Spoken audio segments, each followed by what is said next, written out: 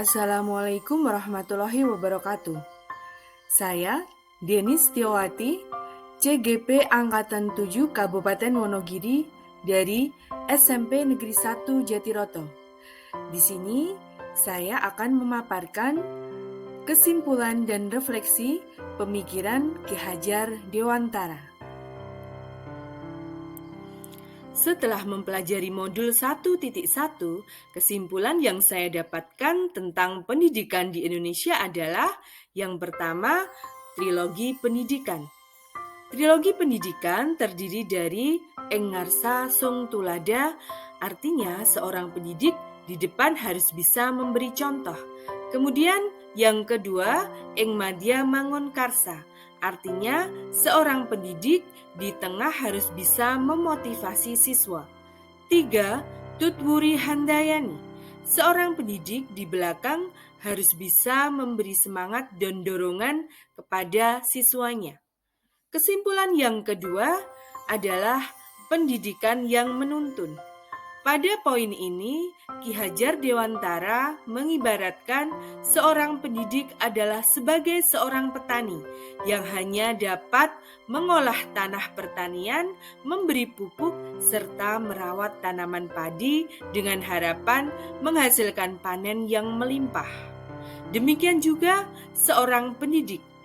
Seorang pendidik harus bisa menuntun, memberi motivasi, agar bakat serta minat peserta didik dapat berkembang dan nantinya bermanfaat bagi kehidupannya. Kesimpulan yang ketiga, pendidikan yang disesuaikan dengan kodrat alam dan kodrat zaman. Kodrat alam artinya sebagai lingkungan alam, tempat tinggal peserta didik berada baik kultur, budaya, maupun kondisi geografisnya, serta berhubungan dengan karakter dasar anak.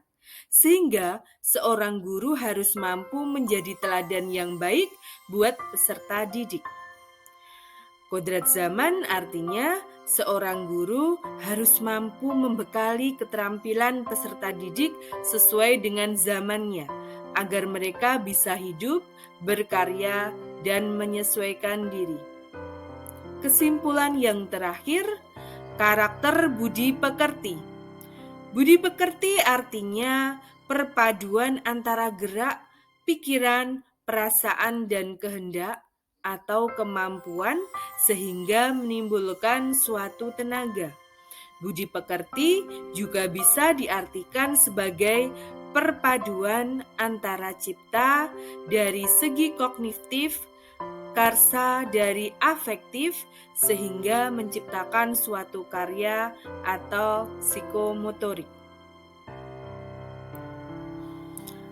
Sebelum saya mempelajari modul 1.1, saya beranggapan bahwa murid adalah kertas kosong yang bisa kita isi apapun sesuai dengan kemauan kita.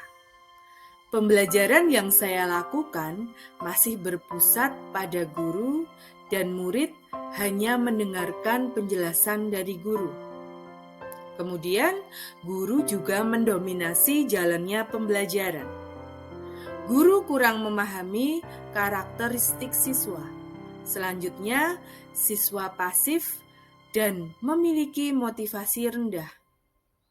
Terakhir, hanya fokus pada aspek kognitif atau ketercapaian materi dan KKM.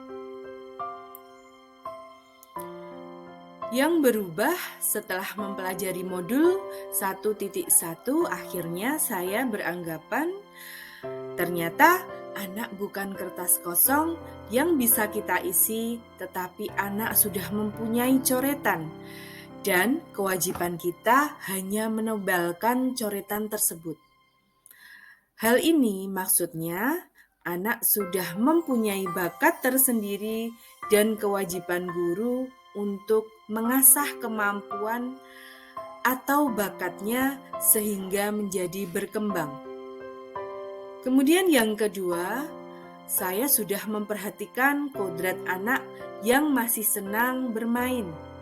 Hendaknya seorang guru menyadari sifat dasar anak yang masih suka untuk bermain sehingga pembelajaran tidak membosankan.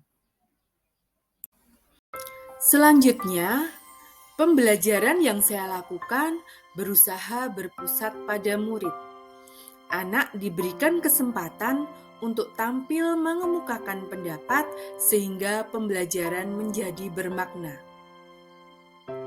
Kemudian, seorang pendidik harus dapat menggunakan metode dan media pembelajaran yang tepat sehingga pembelajaran tidak membosankan. Seorang pendidik juga harus membentuk karakter dan budi pekerti peserta didik.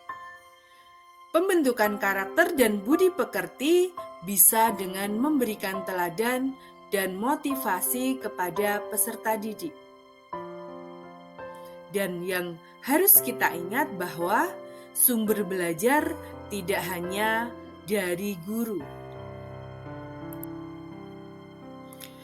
Yang segera akan saya terapkan agar kelas saya mencerminkan pemikiran Ki Hajar Dewantara, di antaranya yang pertama, saya harus merancang pembelajaran yang interaktif dan menyenangkan dengan melibatkan murid sesuai metode student center.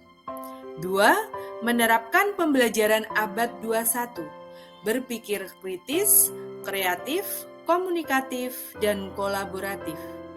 3. Pembelajaran berusaha menuntun, bukan menuntut. 4. Mengenali karakter dan latar belakang murid dengan menjalin komunikasi yang baik. Terakhir, berusaha menjadi tauladan yang baik serta mengajar dengan penuh keikhlasan.